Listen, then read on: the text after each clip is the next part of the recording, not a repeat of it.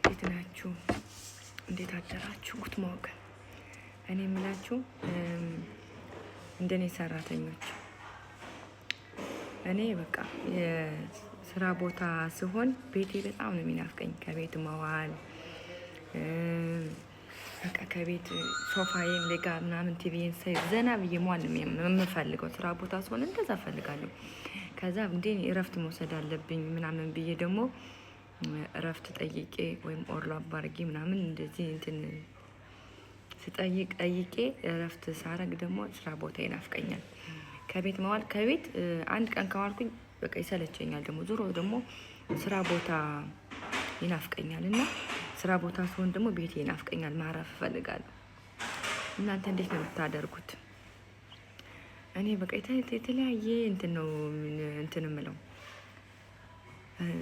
እናንተም እንደኔ ናችሁ ወይኔ? ግን ጋር ውላችሁን ከቤት የምትውሉ ሰዎች መታደላችሁ።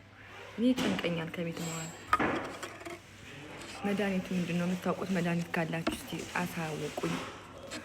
ካፌን ጠጣ የሻይ ሰዓት ነው እና አሁን እኔ ዛሬ ስራ ነኝ። ትናንት እረፍት ነበርኩኝና አሁን ደግሞ ትናንት ከቤት ውሉ ቀን ከቤት ስለሆንኩኝ ደብር ብሎ ነበር የሚለው። ዛሬ ስራ ነበርኩኝ። ዛሬ ደግሞ ቤቴ ናፍቆኛል። እና እናንተ እንዴት ነው የምታረጉት? ከቤት የምትውሉ ሰዎች ወይም ደግሞ ስራ የሚሰሩ ሰዎች እረፍታችሁ እንዴት ነው የምታሳልፉት?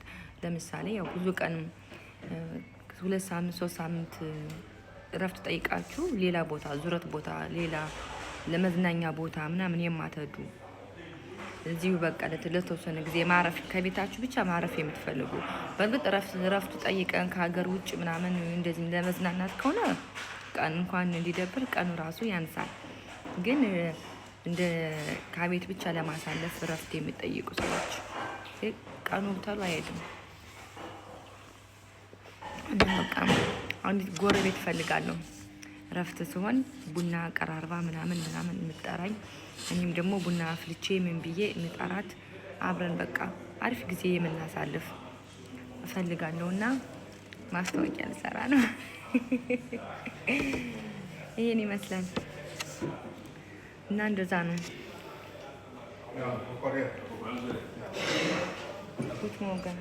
እና መልካም ውሎ። መድኃኒቱን እስኪያሳውቁኝ ምን ማድረግ እንዳለብኝ።